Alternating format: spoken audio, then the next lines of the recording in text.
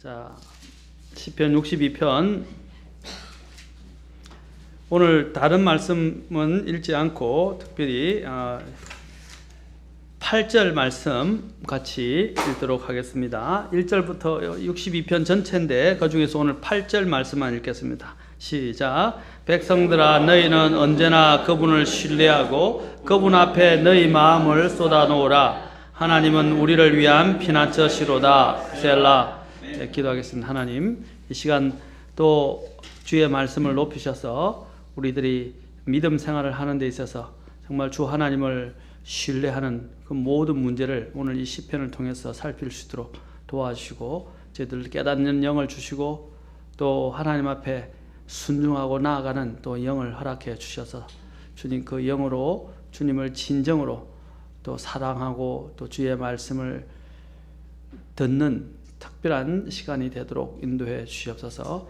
우리의 삶의 지침이 되어 주시고 또 방향을 제시해 주시고 우리의 마음을 주님께 인도하는 특별한 시간이 되도록 주장해 주시옵소서.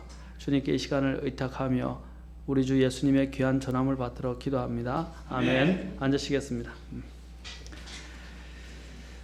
제가 이제 이 어려운 때를 어떻게 견뎌내는가 그 비결을 시편 62편을 통해서 우리가 살펴보고 있습니다. 시편 기자는 정말로 어려운 공격과 형편에 놓여 있었다고 했습니다.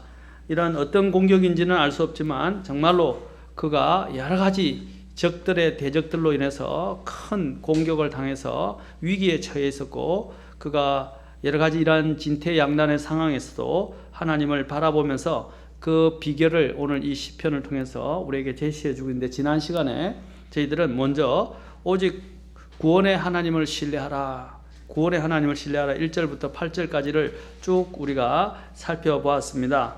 자, 그래서 1절부터 8절까지 살펴봤고 오늘은 이제 거기서 더 나아가서 저는 소망의 인내로 때를 기다리면서 우리가 하나님 앞에서 주님의 심판은 지체치 않기 때문에 어떠한 상황, 무화과 나무가 없고 아무런 어떤 결실과 수고의 열매가 없더라 할지라도 우리가 하나님 앞에서 감사한 사람이 되어야 한다. 그래서 거지 나사로의 경우를 들어서 제가 아무리 이 세상에서 부를 누리는 부자가 된다 할지라도 차라리 거지 나사로처럼 죽어서 주님과 함께 있는 것이 더 낫다. 그렇죠? 그리고 그에게 더 큰 소망이 있다라고 말했고 소망의 인내로 하나님만을 바라는 참 믿음의 모습을 가져야 한다고 말씀드렸습니다. 자, 오늘은 이제 특히 두 번째 하나님께 마음을 쏟아놓으라. 자, 어려운 때를 이기는 비결은 첫째는 주 하나님을 철저히 신뢰하는 것입니다. 그래서 하나님만을 바라라 1절과 제가 5절을 통해서 말씀드렸습니다.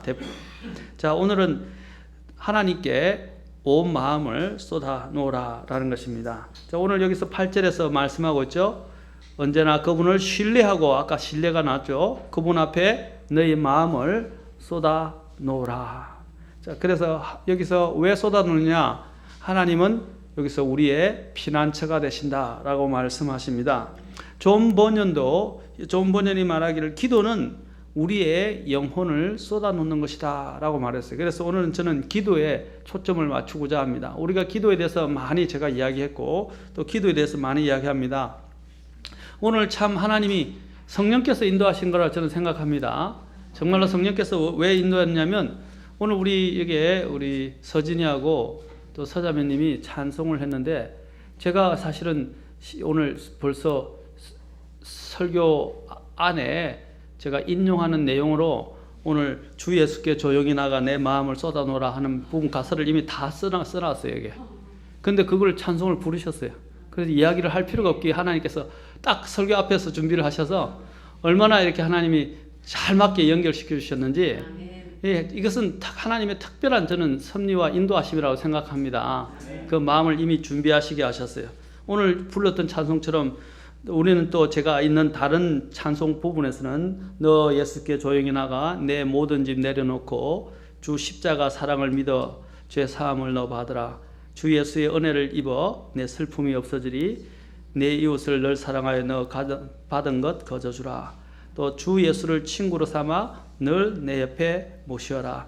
너 주님과 사귀어 살면 새 생명이 넘치리라. 이게 이제 1절, 2절, 3절 이렇게 가사들인데 너 예수께 조용히 나가 내 모든 짐을 내려놓고. 자, 저는 이것이 기도라고 믿습니다. 오늘 이 찬송에 있는 것처럼 오늘 찬송을 불렀던 찬송처럼 우리가 해야 할 일들은 이러한 위기의 상황에서 우리가 가장 먼저 해야 될 일은 기도하는 일입니다. 무엇을 하느냐? 그냥 기도하는 것이 아니라 오늘 뭐라고 말씀하십니까? 온 마음을 쏟아놓으라. 내 마음을 쏟아놓으라 라고 말씀을 하고 계십니다. 시편 42편 앞에 있는 4절에서 보면 이렇게 말합니다. 시편 42편 4절 한번 봅시다. 62편 지고 계시고 42편 4절을 보시면 내가 전에 그 무리 곧 거룩한 날을 지킨 무리와 함께 기쁨과 찬양의 소리를 내며 하나님의 집에 갔으므로 이 일들을 기억할 때에, 자, 기억할 때 어떻게 하냐? 내가 내 혼을 내 속에서 쏟아내는도다. 여러분이 간절하고 어떤 부분에 정말로 어려운 환경 가운데서 어쩔 수 없는 상황에서 여러분이 붙잡을 수 있는 것은 그 하나밖에 없다 그러면 어떻게 하겠어요? 매달릴 것입니다. 그 해결책인 그 부분에 가서 어떤 사람이든 어떤 대상이든 상관없이 붙잡고 그 문제를 해결받기를 원하실 것입니다. 만약에 여러분들 오늘날은 자녀들이 거의 우상이 되고 있는데 여러분의 자녀들이 정말로 이렇게 큰 변을 당하고 위기의 상황에 처하고 이걸 빨리 고치려고 한다면 어떻게 하시겠어요? 아마 온 사방을 쫓아다니면서 여러분 이 문제를 해결할 수 있는 의사든지 문제를 해결할 수 있는 사람을 찾아서 발을 동동 구르면서 어떻게 해요? 또 그 앞에 가서 사정을 하면서 아마 고쳐달라고 이야기할 것입니다. 얼마 전에도 그런 일이 있었죠. 어떤 사람을 응급실에 가서 자기 사람이 죽어가니까 빨리 고쳐달라고 이야기했는데 돈이 없다고, 돈이 모자란다고 고쳐주지를 않아가지고 사정을 했는데 돈 많은 때문에 몇 시간이 지나서 어떻게 해요? 그 사람이 죽었어요. 치료를 못 받고 죽었다 이 말입니다. 저는 병원들이 요즘은 영리 집단이 돼가지고 사람의 목숨보다도 돈을 더 추구해요. 전에 돈을 못 갚았던 만 원인가 2만 원 정도 돼요. 말이 안 돼요. 그걸 못 갚은 게 있다고 이것을 해결하기 전에는 이 사람을 받아줄 수 없다고 이야기가 된 거예요. 사정을 하고 어떻게든 하겠다고 그랬는데 아무도 거기서 도와주는 사람이나 하는 사람이 없다 보니까 결국 그 몇 시간 때문에 그 가족의 환자는 죽었어요. 얼마나 가슴 아픈 일입니까? 그렇죠? 마찬가지로 우리도 그런 여러 가지 어려운 상황할 때 빌고 해결해 달라고 아마 여러분들이 안절부절하지 못하고 아주 간절한 마음으로 소원을 하면서 부탁을 할 것입니다. 마찬가지로 오늘 여기 시편 기자가 뭐라고 말합니까? 여러분이 진퇴양난의 상황에서 해결할 수 없는 상황에서 아까 적들의 이런 공격들과 정말 어려운 환경 속에서 우리가 해야 할 일들은 마음을 쏟아놓는 것입니다. 정말 내 자녀가 죽어가는 것처럼 하나님 앞에 내 마음을 쏟아놓으면서 그 문제를 주님이 열쇠를 가지고 계시고 해결책을 가지고 계시기 때문에 주님께서 해결해 달라고 강구하시지 않겠습니까? 시편 142편 1절에서도 동일하게 말합니다. 자, 보시죠. 시편 142편 1절과 2절을 같이 보도록 합시다. 시편 42편 4절에서도 내가 내 혼을 내 속에서 쏟아낸도다 했습니다. 오늘 또 본문에서도 시편 62편에서도 또 내 혼을 주님 앞에 쏟아놓으라 라고 또 말씀하고 있습니다. 자, 그분 앞에 너희 마음을 쏟아놓으라. 자, 시편 142편 1, 2절 보십시오. 내가 내 목소리로 주께 부르짖으며 내 목소리로 주께 간구하였도다. 142편 2절 보십시오. 같이 읽도록 합시다. 시작. 내가 나의 원통함을 그분 앞에 쏟아놓으며 나의 고난을 그분 앞에 보였도다. 나의 원통함을 누구에게요? 그분 앞에 쏟아놓았다 라고 되어 있습니다. 그리고 나의 고난을 누구에게 보였다고요? 그분 앞에 보였다라고 그랬어요. 여러분, 사람마다 다 가지고 있는 아픔과 고통들이 있습니다. 사람들은 그 생각합니다. 내 아픔은 누구도 이해 못해. 다른 사람 못할 거야. 모를 수도 있고 다를 수 있어요. 그러나 사람마다 다 자기의 나름대로의 고통과 어려움은 다 가지고 있습니다. 그렇죠? 자, 우리가 해야 할 일은 그것을 비교하거나 그 사람들이 나를 이해 못할 거라고 생각하지 마시고 그 문제를 가장 잘 아시고 해결해 주실 수 있는 하나님 앞에 먼저 가져가란 말입니다. 하나님 앞에 가져갈 때 우리는 이런 너무 성의가 없을 때가 많아요. 하나님 앞에 갈 때. 요즘 밥 먹을 때도 여러분, 지금 내가 끼니를 해결한다고 한번 생각해 보세요. 그럼 어떻게 여러분 하나님 앞에 기도하시겠어요? 간절하겠죠. 그렇죠? 근데 우리가 너무 배가 부르니까 식사 기도할 때 어떻게 해요? 그냥 대충 기도합니다. 맞습니까? 간절함이 없어졌어요. 또 어떤 문제를 위해서 기도하지만 사실 자기의 해결책이 뒤에 있고 그냥 형식적으로 해달라고 기도하는 거예요. 예를 들자면 또 어떤 사람이 정말로 기묘하게 돈이 필요해요. 그렇죠? 그런데 자신이 쌓아둔 돈은 있으면서 다른 데서 공급해달라고. 요즘 우리나라 이 세상의 이 경제 구조가 어떻게 되는지 잘못되어 가고 있어요. 원래는 경제에서 특히 사업을 할 때 제일 튼튼한 게 뭐예요? 튼튼한 구조가 뭐냐면 자산이 부채보다 많아야 돼요.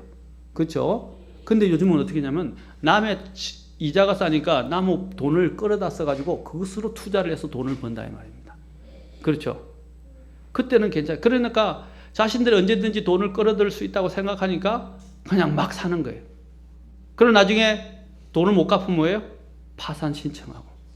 그 나라는 그냥 그걸 갚아주고. 그것들이 개인의 문제도 있지만 개인보다도 이 기업들이 더 문제예요. 기업의 윤리들. 왜냐면 기업은 하나의 인격으로 법인이 인격 아닙니까? 인격으로 취급되기 때문에 파산을 해도 누가 책임지는 사람이 없어요.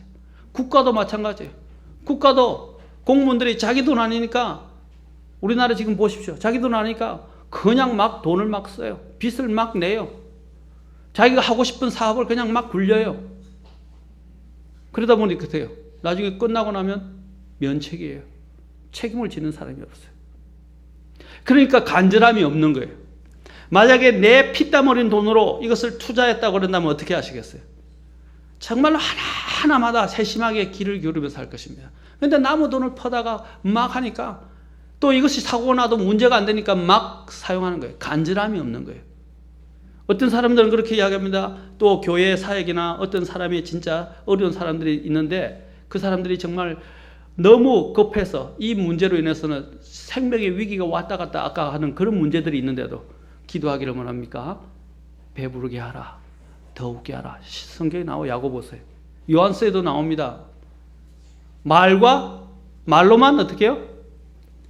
그들을 도와주고 사랑하는 것처럼 이야기한다 이 말이에요. 그러나 실제로는 자기 뒤에 이렇게 많은 걸 갖고 있으면서도 그것을 풀려고는 생각을 안 해요. 그래서 행함과 진실함으로 하자라고 성경에서는 이야기해요. 그것이 뭐냐면 뒤에 자신들이 이러한 누리고 있고 가지고 있는 것이 있으니까 간절함이 없는 거예요. 우리가 왜 또한 살아가면서 간절함이 없습니까? 은행 잔고가 너무 많으니까. 그렇죠? 또 우리가 쌓아놓은 것들이 너무 많기 때문에. 저는 은행 잔고를 쌓는 것이 나쁘다고 말하는 거 아닙니다. 우리가 하나님 앞에 나아가는데 우리가 쌓아놓은 것들이 너무 많으면요 어떻게 됩니까? 간절함이 없어져요. 그러면 하나님을 신뢰하는 믿음이 없어진다 이 말입니다. 그러니까 어떻게 해요? 형식적이 되고 다성애적이 되고 위기에 대해서도 하나님 앞에서 인생에 베풀어 주신 것에 대한 감사를 잊어버리고 살아갑니다. 그렇지 않습니까? 우리가 지금 내가 있든 없든지 간에 하나님 앞에 모든 매사의 문제에 대해서 다 주님이 뭐라고 그랬어요? 모든 문제에 대해서 무슨 일을 하든지 다 죽게 하더라. 누구를 대할 때도 어떻게 하라고 그랬어요? 죽게 대하듯 하라. 무슨 일을 하든지 다 하나님의 영광을 위해서 하고 죽게 하듯 하라 이렇게 했어요. 아멘? 무슨 일을 하든지 죽게 하듯 하라. 그런데 우리는 어떻게 하냐면 그런 개념이 없어졌어요. 그러니까 간절함이 없어진 거예요. 어떤 어려운 문제, 오늘 저기 있는 시편 기자처럼 어려운 문제가만 닥쳤을 때 하나님 앞에 죽게 하듯 하고 주님을 붙잡고 간절히 매달린 그것도 좋지만 우리는 모든 삶의 전반에 걸쳐서 모든 부분들을 죽게 하듯 해야 합니다. 아멘? 그렇게 그런 신앙을 가질 수 있도록 우리는 기도해야 되고 늘 깨어 있어야 돼요. 오늘의 이러한 경제적 풍요와 누리고 있는 것들이 너무 많다 보니까 간절함이 없어졌어요. 오늘 이 시편 기자가처럼 어려움에 처했을 뿐 아니라 어려움에 처하든지 아니든지 간에 정말 내가 없는 사람처럼 정말 이것이 절대적으로 하나님한테 필요한 것처럼 주님 앞에 겸손하게 엎드려서 주님을 의지하고 주님께 구해야 됩니다. 아멘. 밥 먹을 때도 밥이 너무 많고 쌀이 너무 많다 보니까 재농이 많다 보니까 구하지 않는 거예요. 그리고 이야기한 대로 마음이 안 담긴 채로 그냥 감사합니다. 오늘 식사 주셔서 이렇게 기도하는 거예요. 근데 여러분이 이것이 정말 귀한 것이라 한다면 지나도 저는 어릴 때 정말 김 한 장이 굉장히 귀했어요. 정말 김을 먹고 싶었는데 김을 특별한 시절이 되지 않으면 못 먹었어요. 명절이 아니면 못 먹었어요. 소고기 생각을 할 수가 없었어요. 그리고 심지어는 밥을 먹을 때 밥톨 하나 남기면 어머니한테 맞았어요. 밥톨 하나도 굉장히 소중하게 여겼어요. 다 썰어서 먹었어요. 몸이 아파도 어머니는 깨워서 밥을 반드시 먹게 하셨어요. 근데 오늘은 어땠어요? 우리 애들 한번 보세요. 밥 투정하고 너무 많다 보니까 안 먹고 또 부모들은 안 먹는다고 쫓아다니면서 밥 먹이고 그러지 마세요. 안 먹이면 굶기세요. 굶겨버리세요. 그리고 또 안 먹겠다고 나중에는 어떻게는 굶겨놓고는 또 간식 준다. 주지 마세요. 밥 안 먹으면 간식 먹고 주지 마세요. 근데 부모들이 이상하게 교육의 문제가 잘못되었어요. 왜 애들을 찾아가면서 먹이려고 그래요? 안 먹으면 거절시키면 돼요. 그게 저는 바른 교육이라 생각합니다. 근데 우리는 너무 자식들이 우상이 돼서 자식들을 쫓아다니고 있어요. 귀한 걸 몰라요. 소중함을 모른다면 우리 오늘 자녀들이.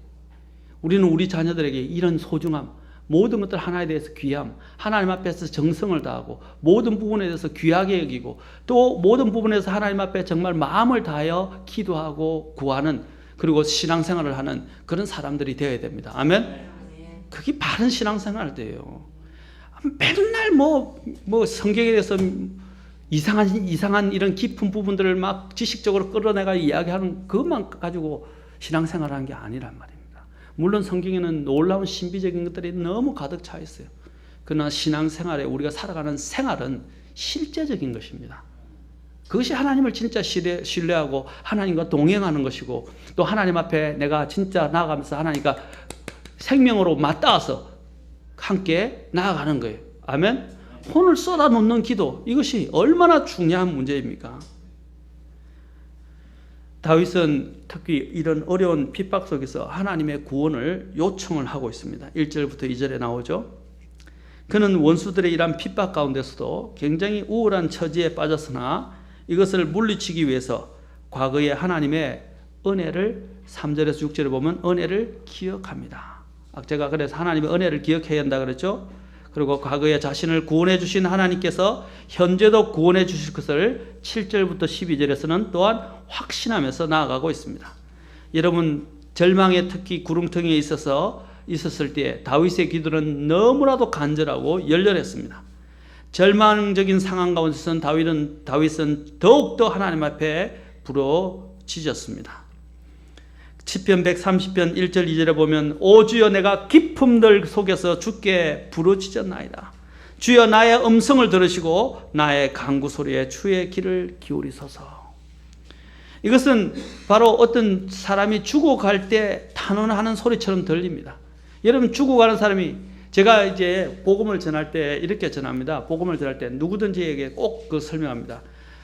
주의 이름을 부른 자는 로마서 10장, 그렇죠? 10장 9절, 10절, 13절에 나오는데 13절에 누구든지 주의 이름을 부른 자는 다 구원을 받으리라. 그냥 이러니까 사람들이 그냥 읽고 넘어가요.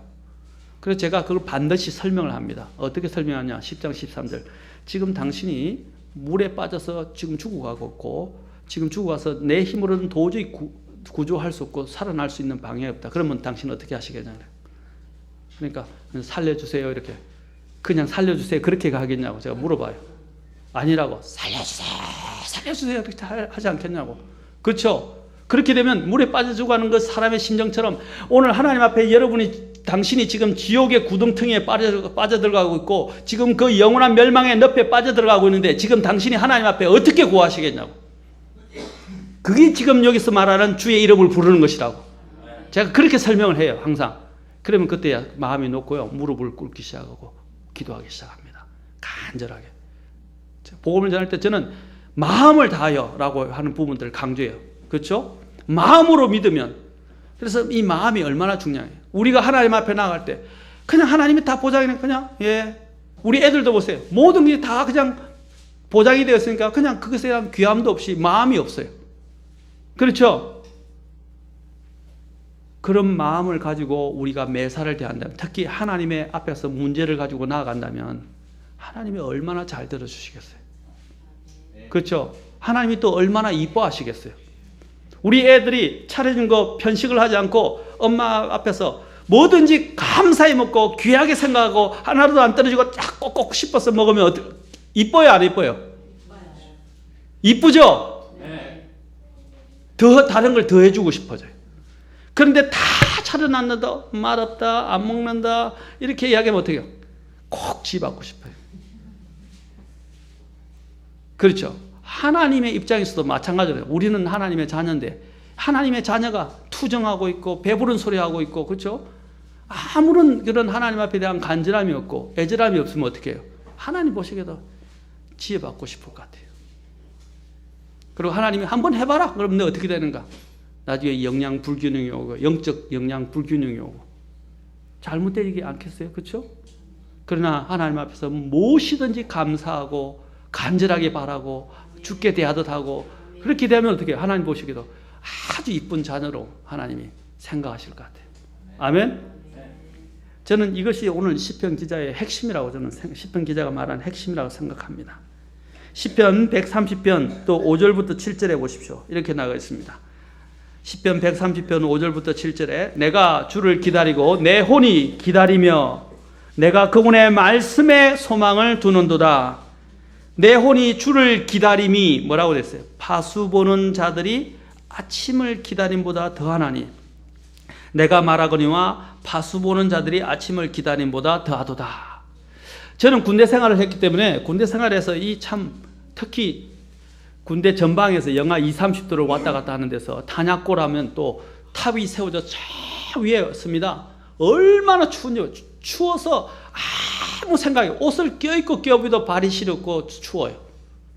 바람이 막 쉥쉥 불어오기 때문에 얼마나 춥겠어요. 그래서 다음 보초가 오는 시간이 5분이 1시간씩 느껴져요.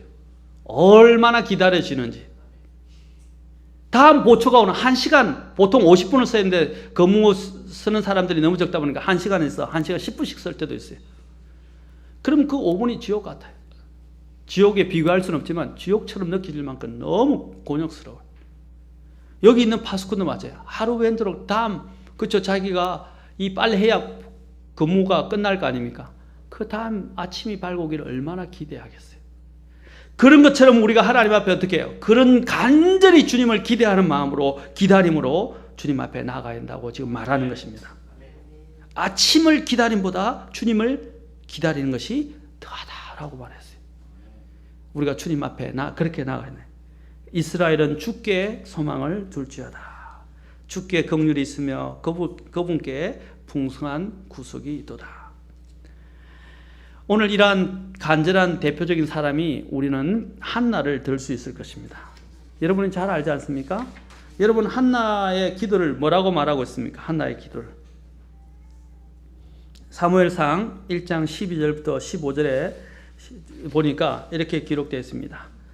그녀가 주 앞에서 계속 기도할 때에 엘리가 그녀의 입을 주시한즉 이제 한나가 마음속으로 말하매 그녀의 입술만 움직이고 그녀의 음성은 들리지 아니하므로 엘리는 그녀가 취한 줄로 생각하니라.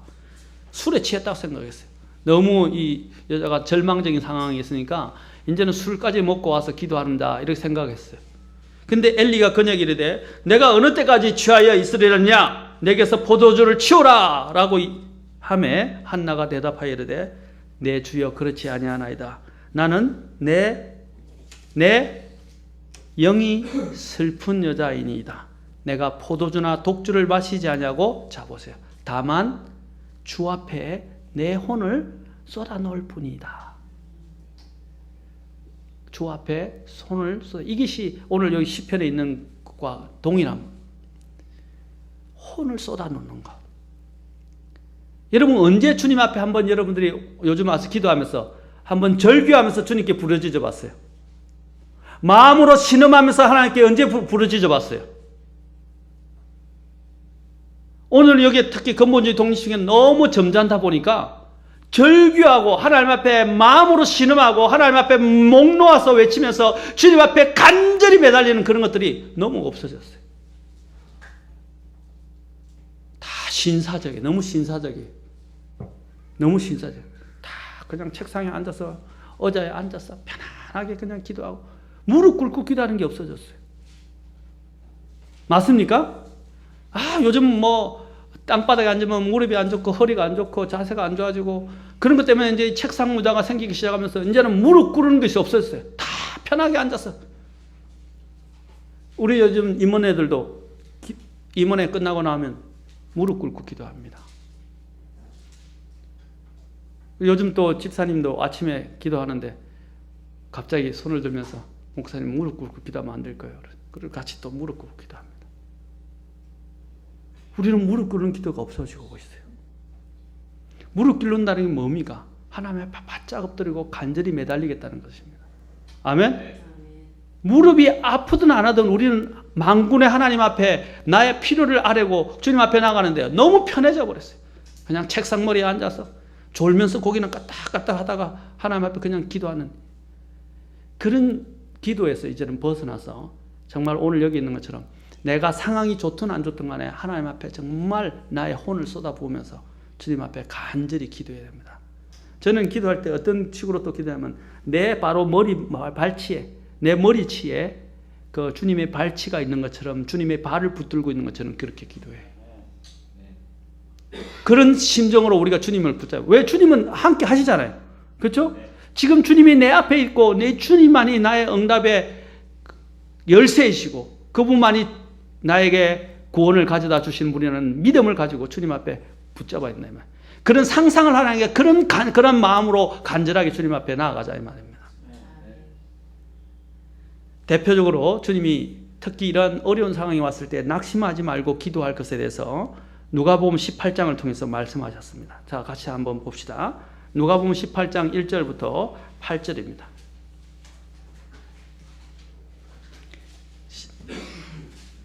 누가복음 18장 1절부터 8절까지입니다.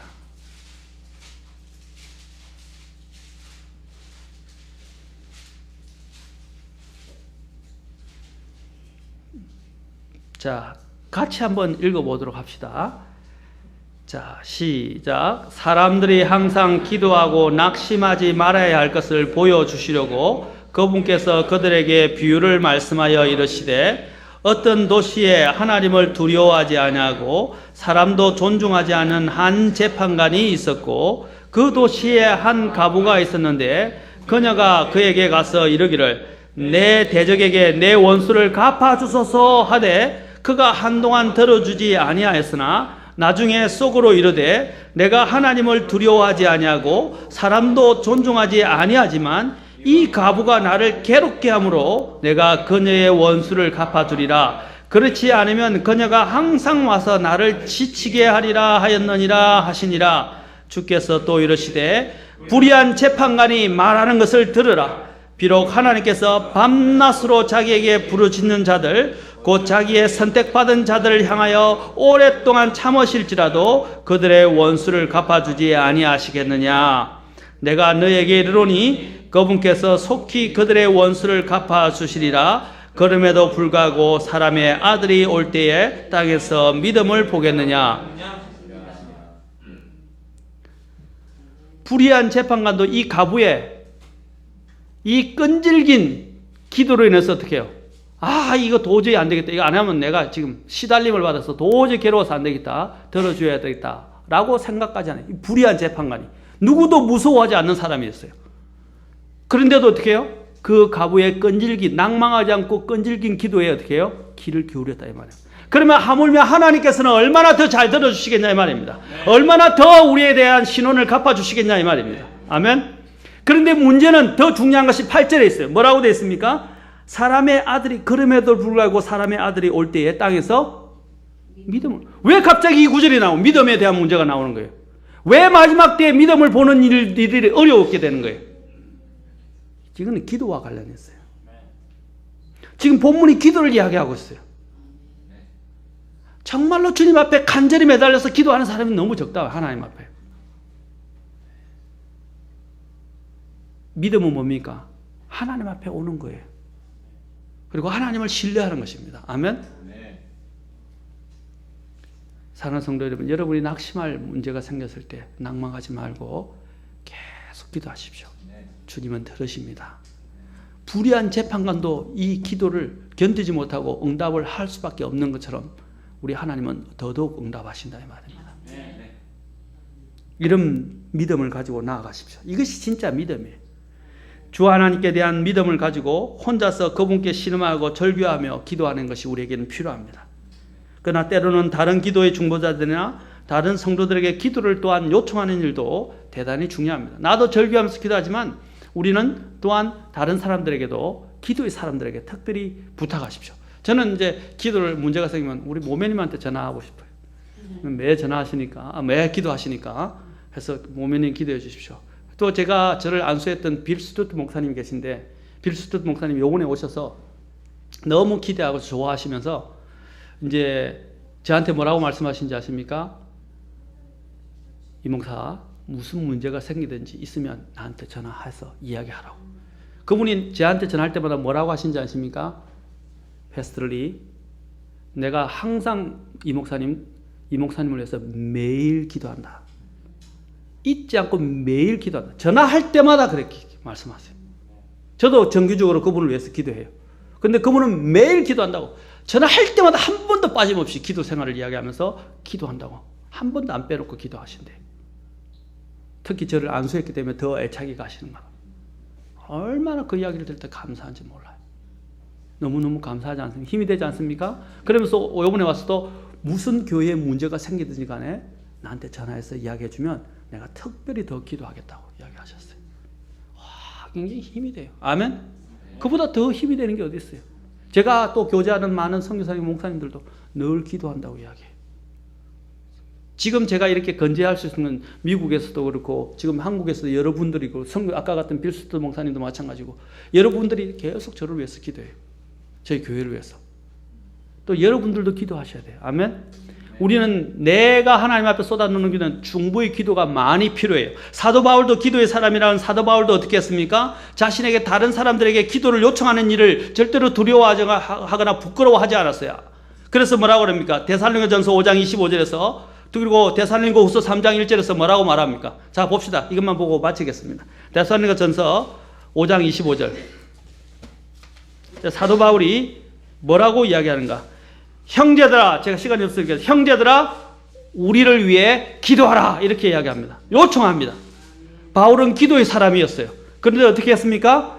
우리를 위해서 기도해달라고 요청합니다. 데살로니가후서 3장 1절에서도 뭐라고 합니까? 데살로니가에서도 끝으로 형제라 우리를 위해 기도하되 주의 말씀이 너에게서와 같이 자유로운 행로를 가져 영광스럽게 되고 우리를 위해 기도하라 라고 말했어요. 아멘? 에베소서 또 6장 18절과 19절에서 뭐라고 했습니까?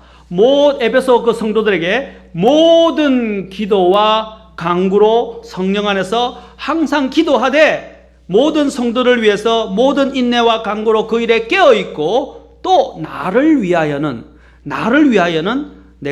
내게 말하는 것을 허락하사 내가 담대히 입을 열어 복음의 신비를 알리도록 구하라 라고 기억해요. 어떻게 했다고요? 기도의 사람 바울도 에베소 교회와 데살로니가 그 외에도 나를 위해서 기도해달라고 그랬어요. 아멘? 네. 저와 여러분들도 내가 하나님 앞에 문제가 있든 하나님 앞에 혼을 쏟아놓는 기도가 필요합니다. 네. 아멘? 그리고 또한 다른 사람들 앞에 기도를 요청하세요. 네. 여러분 병은 어떻게 하라고 그랬어요? 병은 알리라 그랬어요. 병은 알리라 그랬죠? 네. 그래 병은 알리면 거기에 대한 많은 좋은 제안들을 많이 받게 되고 내가 치사 선택할 수 있는 것이 많아져요. 그렇죠? 좋은 정보를 많이 얻습니다. 마찬가지입니다. 여러분의 상황이 어릴 때 많은 사람들이, 가급적인 많은 사람들 앞에, 정말 특히 기도의 사람들한테 기도 요청을 하십시오. 그러면 어떻게 되겠어요? 하나님이 그것을 협력해서 더 역사하시게 인도하실 것입니다. 아멘. 특별히 더 여러분의 문제가 생겼을 때 목사님들에게 기도를 요청하세요. 아멘. 성경에는 뭐라고 했어요? 의인의 기도는 효력한 역사가 말했어요. 목사가 다 의인이라고 저는 말씀드리는 건 아니지만 특별히 목회하는 목사님들에게 기도를 요청하라고 그랬어요. 의인의, 그렇죠? 효력이 있고, 그렇죠? 뜨거운 기도가 더 역사하는 힘이 많기 때문입니다. 여러분들이 목사님을 왜 모셔놨어요? 목사님이 왜 필요한 거예요? 여러분은 양이고 저는 목자예요. 그렇죠? 양들이 문제가 생겼을 때 누구에게 진단을 받아야 되고 누구에게 요청을 해야 되겠습니까? 아이들이 다쳤으면 누구에게 가서 이야기를 해야 돼요? 제일 먼저는 부모 아닙니까? 맞습니까? 부모가 가장 큰 책임을 해요. 여러분의 영혼의 문제, 지역교회 안에 생기는 문제에 대해서 목사님을 이용하시란 말입니다. 그런데 오늘날은 목사 없이 자신들이 목사가 돼서 혼자서 그냥 신앙생활 잘하는 사람이 너무 많아요. 저는 그래서 무조건 목사에게 신뢰하라는 그런 말이 아닙니다. 제 말씀을 잘 이해하셔야 돼요. 오늘은 목사가 필요하지 않는 너무 똑똑한 사람들이 너무 많아요. 그건 저는 교만함이고 잘못됐다고 생각합니다. 목회자는 하나님이 그 교회를 위해서 주신 하나님의 선물입니다. 그 목사님을 잘 활용하십시오. 그리고 문제가 있을 때 언홍하고 상담하고 또한 또 앞으로의 삶의 방향에 대해서 의논도 하고 지도를 받으시면 도움이 됩니다. 목사의 말이 다 맞다고 말하는 게 아닙니다. 저는. 그러나 적어도 여러분의 목자로 하나님 주셨다면 그 목자를 존중하고 목자를 활용하라 이 말입니다. 그것이 저와 여러분이 해야 할 일. 여러분의 문제가 오시면 상담을 하십시오. 요청하십시오. 그리고 기도를 요청하십시오. 그러면 하나님이 더 역사하실 것입니다. 오늘 기도하는 하나님의 마음의 자세에 대해서 특별히 말씀하셨습니다. 여러분 어떤 문제가 되든지 정말로 모든 문제에 대해서 간절함으로 하나님 앞에 갈 수 있기를 바랍니다. 아멘. 오늘 다시 한번 62편 8절만 읽고 바로 마치겠습니다. 시편 62편 8절입니다.